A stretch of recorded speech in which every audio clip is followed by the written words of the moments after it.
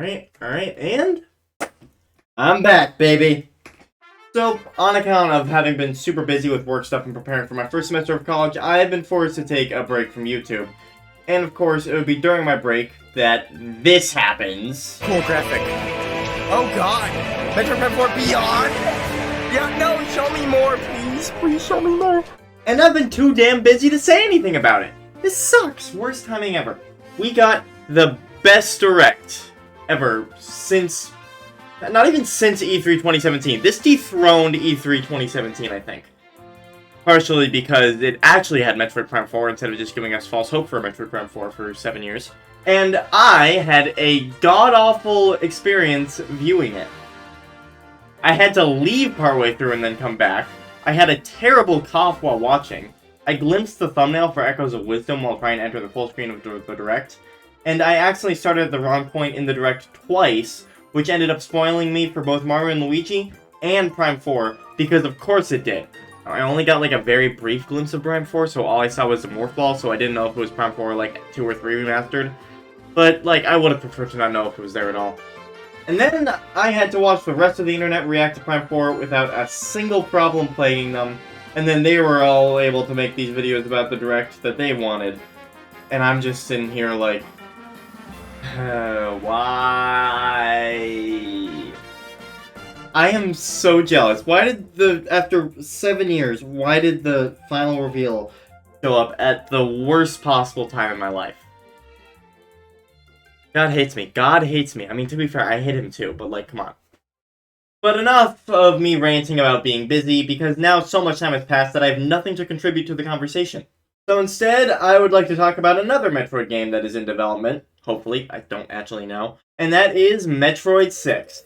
There's been a good bit of discourse on what exactly should be done with the sequel to Metroid Dread, and I myself released a full 1-hour video on my idea for a game like that. Although, I might want to actually redo that at some point. There are a few things I want to change. But this isn't that. This isn't a sequel pitch again. This is just talking about some general story stuff. What directions can and should they go from here? So, the story of a Metroid Dread sequel. Now, it could just be a disconnected Metroid game that simply takes place after Dread. But no. I am talking about a Dread sequel here. A continuation. A Metroid Dread 2, if you will. One of the reasons I love Metroid's stories so much is that they're not just self-contained stories about Samus. They're not just doing a James Bond here. It's an actual, ongoing, continuous tale that goes on throughout the series. There are rare unfortunate occasions where they ditch the elements of previous game's story, like how Dread barely acknowledged the bad things that the Federation did in Fusion, but for the most part, every Metroid game picks up right where the last one left off, no matter how much time it's been between entries. Even the Prime Trilogy, while self-contained from the 2D series, still connected itself from the 2D series when it was starting out by having it take place after Zero Mission, and also having us see stuff going on with the Space Pirates and the Chozo before they ever introduced Phazon. And of course, the main antagonist, Metroid Prime / Dark Samus, is a Metroid. That kind of overarching story is, in my opinion, pretty much universally better than the story of any series where there's no constant between entries other than the main character in the basic setting. I mean, they don't fuck it up, of course. Now, Sakamoto did say that Dread was marking an end to the saga of the previous games, but he also specifically said that it was an ending to the saga about the Metroids, without much mention of other story elements like the Parasites or the Chozo. I feel like those could still return. Now, could he have meant this about every story element unique to the Metroid saga, not just the Metroids, and that's what he meant when he said it was the end of the saga between Samus and the Metroids, and now he wants to start over? Yes, he absolutely could have. But I'm choosing to believe he didn't, because if you ask me, a story that has absolutely no elements returning from the previous story, except for the main character and general setting, is not a sequel. It is a spin-off. I'm looking at you on Stranger Tides. I'm looking at you. I am looking at you with these razor eyes. Okay, that should have been labeled as a Jack Sparrow spin-off. That should not have been seen as Pirates of the Caribbean 4. Now, of course, for video games, that works a bit differently, since usually game spin-offs tend to deviate in gameplay rather than in story.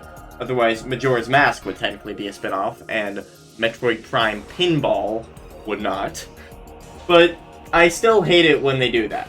If you want a completely new story, then why not just go all the way and make a new IP entirely? No. For Metroid 6, it would make far more sense to tell a story that only a Metroid game could tell. Anyways, now that I've got that out of the way, what are we doing here? How do we continue this story? While Dread didn't 100% confirm that everything was completely concluded, it did wrap up a lot of stuff.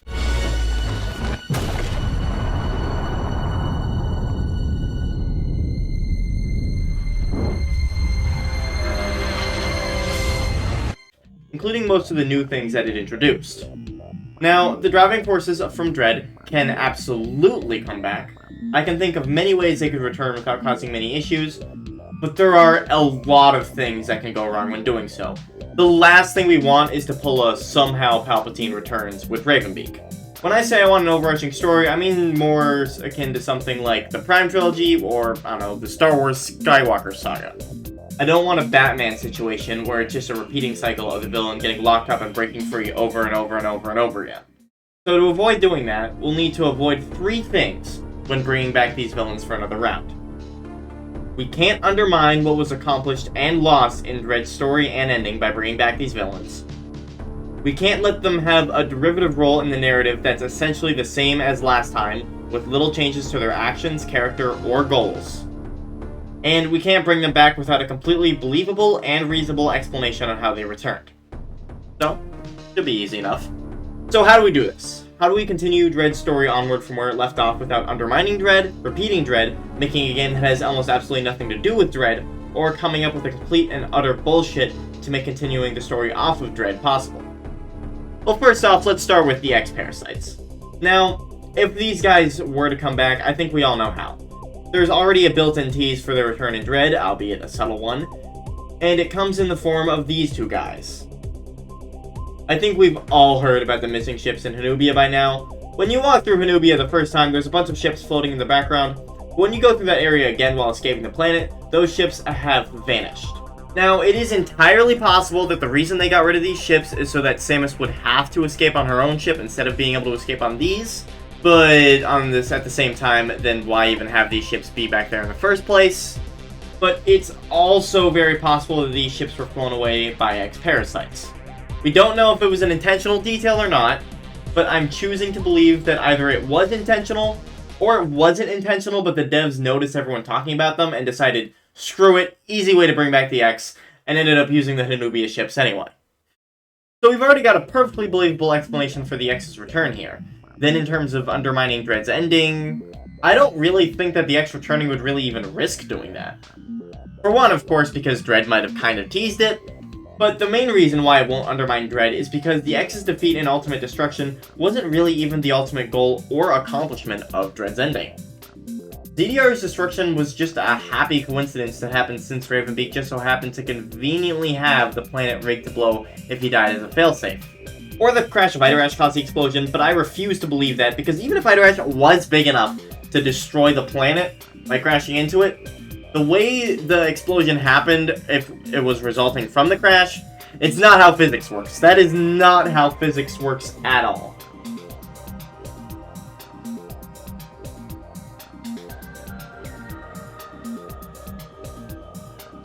But tangent aside, the main goal that you accomplished in Metroid Dread was killing Beak and preventing his plan of galactic domination. The destruction of the X was just a convenient side effect of Beak's defeat, and it didn't really get much attention in the game at all. You don't see Samus say, "We finally did it, the X are gone for good," after she flies away into her ship like she does in Fusion. Their destruction in Dread is pretty much not acknowledged at all. They just did it so that they could wrap up that loose end. We just all sort of assumed that they were gone now because ZDR exploded. Frankly, it just doesn't feel like the ultimate ending for the Parasites, nor do I think it should be. Bringing back the Parasites would not undermine Dread's ending at all, because Dread already doesn't feel like an ending for the Parasites. But then we have to worry about one other thing. What are the Parasites going to do now that they're back? Take over another planet or research facility and try to eliminate Samus because of her Metroid DNA? Oh no! How scary! It's not like we've seen that twice now already. No, we need a new take on the X. Have them do something they haven't done before. So we can't just have them take over some new planet and make that the plot of Metroid 6, but perhaps, if they can fly ships now, then an invasion plot where the X start making their way throughout the entire galaxy could work nicely. Both times we've faced the X, it's been at a smaller scale, and the formula has essentially gone like this. Grow more powerful, prevent the X from growing more powerful, or altering the environment in a way that inhibits you. Find out what sinister group is working behind the scenes, don't die, and blow everything up at the end. But in an invasion plot, blowing everything up at the end won't work because they would have multiple planets under their control at this point and would be constantly spreading further. Trying to quarantine and exterminate the X at a galactic scale would likely lead to a vastly different game and formula. We get to see things like what happens when the X take over a modern populated area filled with humans, and this would be an excuse to get to see what a modern city in the Metroid universe would look like without breaking isolation, because it would be post-apocalyptic. It would also be the first 2D game to take place across multiple planets, which would be a big new leap for this game. Not to mention that the story would also probably be somewhat bringing back the Mawkin as well already. The Mawkin warriors were the only X-hosts on ZDR who would know how to fly ships, meaning some of the X during the invasion would probably be mimicking Mawkin warriors for use as soldiers as they took over. Now, I know this plot wouldn't be perfect. Even though it would open the door for a ton of new ideas, this would still in a lot of ways basically be like Fusion, but at a much, much larger scale. And of course, there'd be a few plot holes involved, like why the X never flew away any of the ships on ZDR or the BSL station before the end of Dread, and how the heck Samus and the Federation could possibly keep the X Parasites from consuming the entire galaxy in like a week at this point. I'm expecting Nintendo to be creative on that one with how they're gonna stop the X Parasites from taking over literally everything. Then just having the Mawkin be nothing but foot soldiers for the X wouldn't really explore or expand upon their character and cultures, since they'd just be mindless X drones. And expanding on them is a big reason why I'd like the Mawkin to return to begin with. Although, that is something I do have a solution in mind for, which I believe would be the best possible way for the Mawkin to return, and it involves this part of Dread's ending.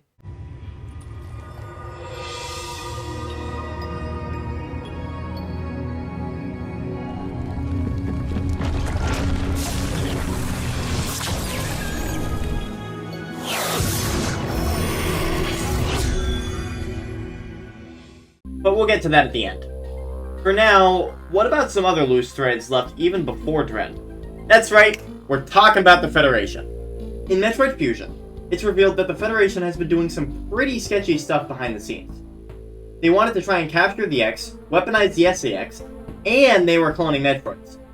Although, hot take, I don't think that last one was all that bad. It definitely wasn't a good thing to do, but if all your enemies have recently been utilizing a new, really powerful weapon, I don't think it's the worst thing in the world to try and use that weapon as well. Heck, most big world governments have nukes for crying out loud, and we're freaking out about the Federation having floating jellyfish that suck life force.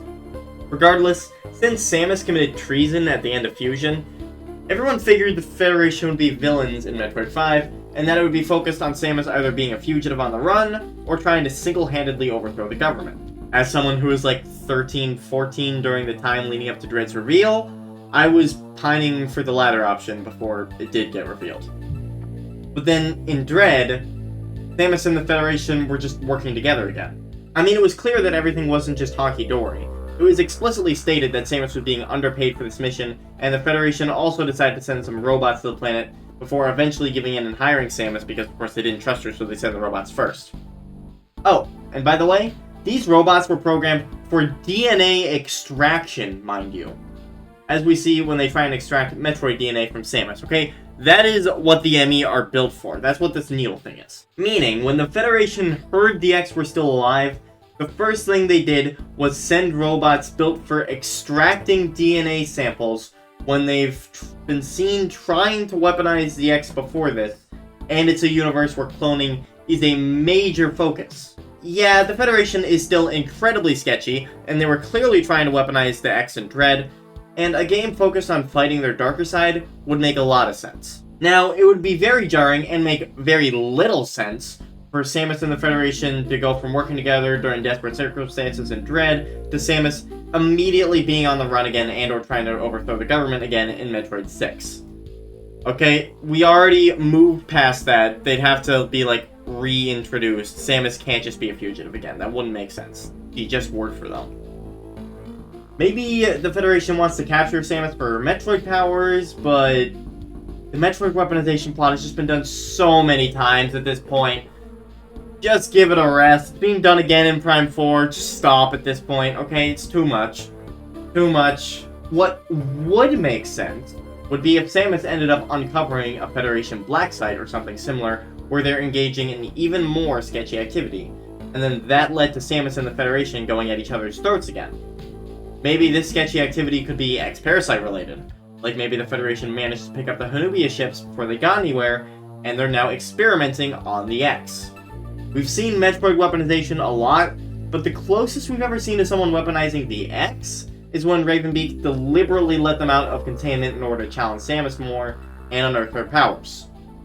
We know that the Federation is interested in doing something like this because of their repeated attempts at getting their hands on X-Parasite samples. How would they pull all this off without dying? I don't know, I'm just throwing out ideas here. Back before we knew Metroid DNA would mutate the crap out of anyone that it infused with, I'd say that the Federation could mass distribute a Metroid infusion to everyone who worked with or around the X, which would let them do all the X-Parasite weaponization that they wanted without having to worry about getting infected. As a matter of fact, that was my personal idea for Metroid 5 before Dread was revealed. Nowadays, I'm not quite sure, but I imagine it would work pretty well as a way to just purge enemy planets of all life forms extremely quickly, as long as the Federation can make sure they don't break containment before being sent down to the planet, and they have a way from keeping the X from spreading off-world afterwards. However they handle this, though, it would be a good new take on the X, and a good way to bring the Federation back into the limelight as villains. Now, it's time to talk Samus's Metroid DNA. Metroids are the one thing we know won't be returning, as Sakamoto said the saga with the Metroids would be complete after Metroid Dread, and I'm okay with that. Trying to weaponize Metroid has been done in too many Metroid games, and it is getting old. So I don't want anyone trying to weaponize Samus's new powers, or extract her DNA or anything like that again, whether it be the Federation, or the Mawkin, or even the Space Pirates. However, with Dread's ending showing her Metroid powers to be so powerful, it would be the biggest waste of the century to have Samus's Metroid abilities to just never come up again, and it would render the awesome ending of Dread as somewhat pointless, because the big thing that happened in Dread's ending is just irrelevant for the rest of the series now. It's important to have long-lasting repercussions. That's why both the X and Samus's Metroid DNA already returned in Dread after everyone thought they were finished after their first appearance in Fusion. Now, obviously, she can't just be in her Metroid suit all this time, because that would make her way too powerful for this game to work. So, I would like to propose bringing back a little something from Metroid Prime 3 called Hyper Mode. Samus will be able to toggle the Metroid suit, Hyper Beam, and Metroid Drain ability, replacing her melee counter, for a limited time. It won't be as powerful here as it was during Dread's escape sequence, but it will be pretty dang powerful. And hopefully it would be better handled than in Prime 3 when it was pretty poorly balanced. And also, Samus still has her normal melee counter when she's not in Hyper Mode. The Metroid Drain ability only replaces it when she has it active. Then on how to handle Samus's Metroid DNA from a story point of view, instead of Samus's enemies trying to take advantage of her powers and weaponize her, I think they should spend the whole game trying to find ways to become powerful enough to destroy her, because Samus is now essentially the most powerful being in the galaxy. So, if they go the X invasion plotline route, then the X trying to create more and more powerful super mutations to stand up against the huge threat that is Metroid Samus would be a great plot point. And it would be reasonable for the Federation to be scared of Samus' new abilities after all she's accomplished even without those abilities, and now she's the most powerful being in the galaxy, maybe. And of course, if Samus discovers their black site, then they're gonna have to take action. And then this take on Samus' Metroid DNA would probably work best of all with the Mawkin. The Mawkin's whole thing in Dread was power. They were the most powerful warriors, and they wanted to use Samus' Metroid abilities to become even more powerful, which concluded with Samus taking those abilities to Mawkin saw power in, and using them to become even more powerful than Ravenbeak ever could have hoped for, and defeating him. So, since of course if the Mawkin do return, which I will get to, they'll need something new to do in the story that isn't just the same as last time. They could spend the whole game story scrambling to get as many weapons, bioweapons, allies, and genetic mutations as would be needed to stand up to Samus. Then maybe by the end, they would manage to become powerful enough to overcome Samus, and Samus would need to use her Metroid abilities to an extent that would permanently exhaust her powers entirely, so that they can take down the Mawkin's newfound power. In my opinion, this would be the best way to handle Samus' Metroid DNA in a Dread sequel, and it would give the Metroid DNA the proper focus it deserves after Dread's ending, and it wouldn't be derivative of the old Metroid weaponization plots. Of course, it would also bring a fun gameplay gimmick into the mix, which would hopefully be more balanced and refined than it was in Prime 3, and it would let the Metroid powers go once the game ends, since, let's be real, Metroid Suit Hyper Mode would be a fun gimmick for one game, but it definitely should not be a permanent addition to Samus' arsenal for every game after Dread. One final potential driving force I would like to touch upon before getting back around to the Mawkin is the Space Pirates. Now, in the Prime games, I feel like these guys are overused. They were the main villains in Federation Force, they were basically the main villains in Prime, they were the goons working for the main villain in Corruption, and even Echoes had them as supporting antagonists. Plus now, Metroid Prime 4 has them working with Sylux, because Sylux alone is just a bounty hunter and isn't powerful enough to be a main Metroid villain without backup. Now, I love the Space Pirates, so I'm not complaining much, but it is a lot. In 2D Metroid, however, they've only really had proper appearances in, like, 2 games. Plus, Fusion having them work as just one of many mindless monsters for the X, and Samus Returns having Ridley pop in at the end. We don't really get to see the Space Pirates as Space Pirates in the 2D games, aside from in Super and in Zero Mission. And in those games, they're basically just generic alien bad guys. Zero Mission gives them a good bit more character than Super, but outside of the Mothership sequence, they don't appear much in Zero Mission, it's basically just their bosses. And neither of these games come close to diving as deep as the Space Pirates representation in the Prime series. So, while Super does make sense as an ultimate end for them, I would be 110% down to see them again later in a 2D Metroid game. Although, maybe not a Dread sequel specifically. There's a lot of stuff that Dread sequel has to follow up on, and unless the Space Pirates can tie in with that stuff, I don't know if they have much of a place here. Maybe one of the planets the X invades can be a former Space Pirate world, and they'll raise an undead army using all the dead pirates strewn around the place.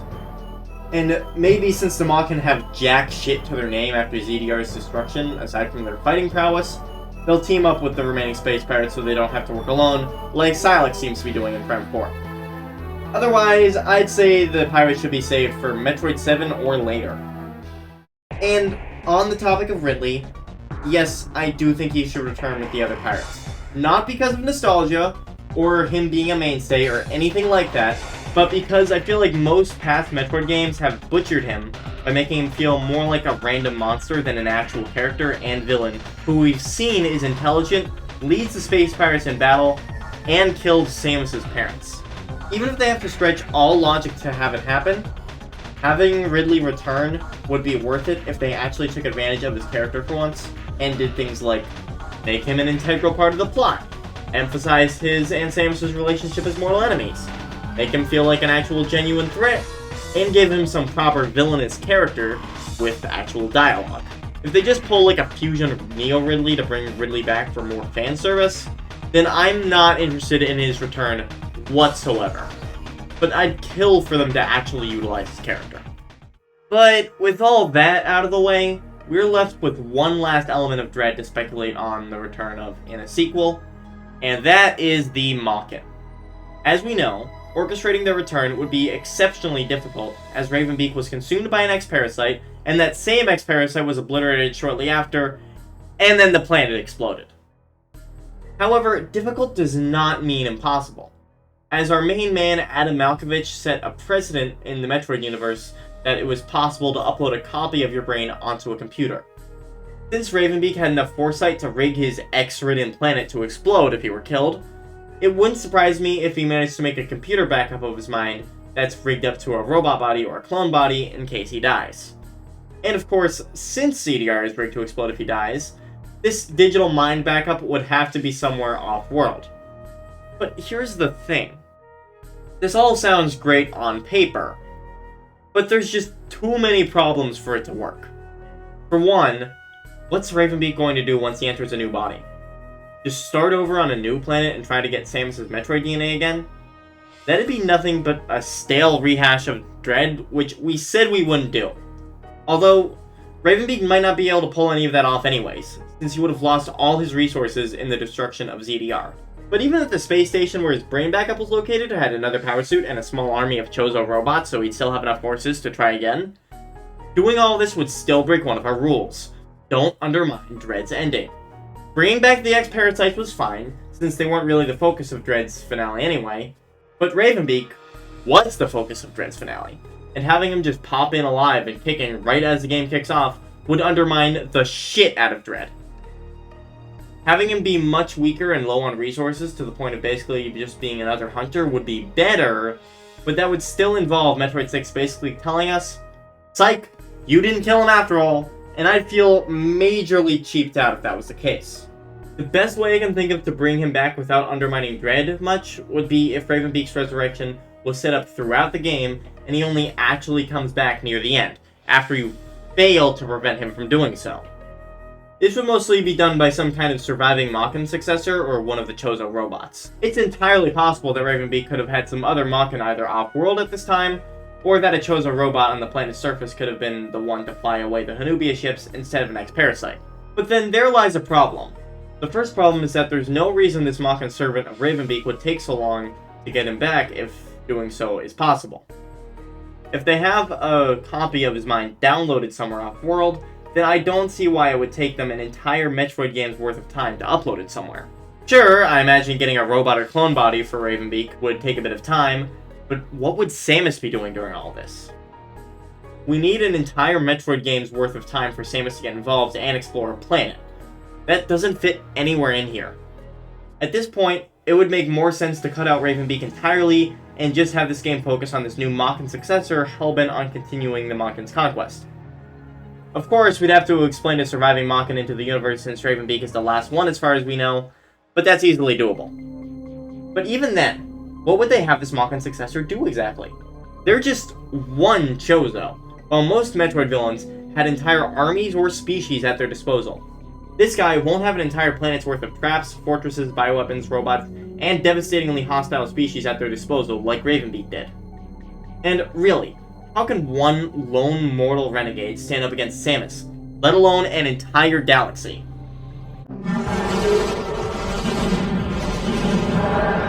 Okay, no, that doesn't count. She was only a side villain in Echoes, and in Corruptions she had mind control powers and had a whole army. No one else could possibly...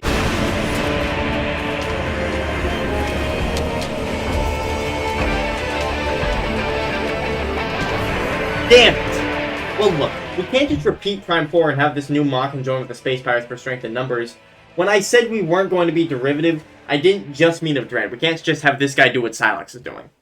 The truth is, if we want a more widespread threat to the galaxy that isn't just some guy trying to kill Samus, they can't just be alone. That's why Dark Samus and Silex teamed up with the Space Pirates, and why Ravenbeak had all these robots and bioweapons and planned to clone an army. The only Metroid villain who was actually strong enough to solo the entire galaxy without multiplication or mind control was Gorea. And I'm going to go out on a limb and say that this new Mawkin guy isn't as strong as Gorea. But we also don't want to do the same thing that Prime 3, 4, or Dread did so that we can get our little Mawkin buddy some help. But there is another way for the new Mawkin successor to get help. A new way. A way that, while elaborate, makes so much sense that part of me would be kind of mad if it didn't happen. The way that I use in my Metroid Dread sequel pitch video, which you should totally go watch after this video, although keep in mind there are some things I do want to change, it is a little bit outdated. And with this way, this new Mawkin gets help from the most unlikely ally imaginable. The Parasite. Let's back up a bit. Earlier, I said the absolute best way to bring the Mawkin back in a Metroid Dread sequel involves this scene with Quiet Robe at the end of Dread. There are many interpretations of what happened here, but for the sake of a potential plot point, we'll go with the interpretation that Quiet Robe actually managed to regain control of his body from within the Parasite. If this were the case, it would be entirely possible for another Chozo to do this as well. Now, say that another Chozo who was a victim of the X on ZDR managed to do this, and that this Chozo was one of the Mawkin X soldiers who escaped on the ships to Hanubia. Do you know what this could mean? It means that the X-Parasites, who we believe escaped ZDR and are coming to invade the entire galaxy in Metroid 6, would be led by a real Mawkin soldier. And this Mawkin soldier, while an X-Parasite, would have entire complete control over themselves. It wouldn't be the X-Parasites controlling them. And not only themselves, it's also very likely that they would control all the other X-Parasites that they multiplied into along with it. This idea has a ton of potential. Maybe they could start out with the X invading the galaxy like we all expect, with the Mawkin leader's reveal being a plot twist near the end. And then this could be set up by how the X would have been noted to be attacking with an unusual amount of strategy rather than just their normal animalistic hunger. Alternatively, this Mawkin soldier could spend the game laying low, landing on a single planet, and using the X to build up an army, and creating new mutations and weapons to hopefully become strong enough to be able to face the only person in the galaxy who can rival their conquest, Samus, who would thankfully discover this plot before it's completed and spend the game navigating this Mawkin successor's new world of possessed innocent civilians or maybe space pirates that this Mawkin successor built with the intent of stopping Samus. Maybe even bringing some of Samus's old enemies back into play in order to have a better shot at beating her. And hey, if this Mawkin successor is doing all of this to get strong enough to stop Samus, then it might also be enough to actually give us a good way to bring Ravenbeak back into play here. Maybe the Mawkin would have actually retrieved Ravenbeak's backup consciousness at some point partway through the game, but they're holding off on uploading him to anything until they can use all their Chozo tech and their X mutations to build him a new body powerful enough to destroy, conquer, or assimilate anything, Samus included, instead of just plopping Ravenbeak into the first body they can get their hands on, which then, despite Ravenbeak's skills, wouldn't be able to stand up to Metroid Samus at all. I don't know if there's any way to bring back Ravenbeak after Dread that would be completely free of issue, since they just had to kill off such a cool bad guy the first time we saw them, but I think that out of any options, this would probably be the best. So that's what I personally think the ideal plot for a Metroid Dread sequel would look like. A Mawkin successor who took up control from the X-Parasites and is using them to either invade the galaxy, build up enough strength to defeat Metroid Suit Samus, or both. This is my favorite idea, but there are tons of ideas they could go with. Of these ideas, though, the ones where the X-Parasites return are definitely the ones I think they should go with. They are the biggest threat, they've got plenty of new story and gameplay potential that would set them apart from previous appearances, and their return wouldn't undermine your accomplishments in Dread, since that game sidelined them by the end anyway. I of course want to see the Mawkin again as well, but I understand that it would be a little tricky to do after Dread tore them to shreds and set fire to their grave. And of course, the dark side of the Federation are long overdue for a game focused on them. There's also always the opportunity for the next Metroid game to give us new threats, but after the last two games already gave us new threats, I'd feel quite disappointed if they brought in someone new again, instead of sticking with what they have for a bit. Sometimes new gets old, you know? Take the Pokemon games, for example. Each generation starts to blend together more and more every time we get a new one, but Legends Arceus, a prequel to an old one instead of just being its own self-contained Pokemon thing, was a beloved hit. I know some people want a new villain anyways, and to each their own, but come on, the X are just so damn cool, and Ravenbeak has 8-pack abs. Think of what a waste it would be. But I would like to hear what you guys think in the comments. Do you think my ideas on how to continue off of Dread are good ideas? Do you have other ideas that I didn't think of that you think would also be great ideas? Are my views on what they should bring back from Dread stupid, and I'm about to get yelled at by my viewer base? Do your worst, I laugh in the face of adversity. But also, please subscribe. Pretty please, with a cherry on top. Please, please, please.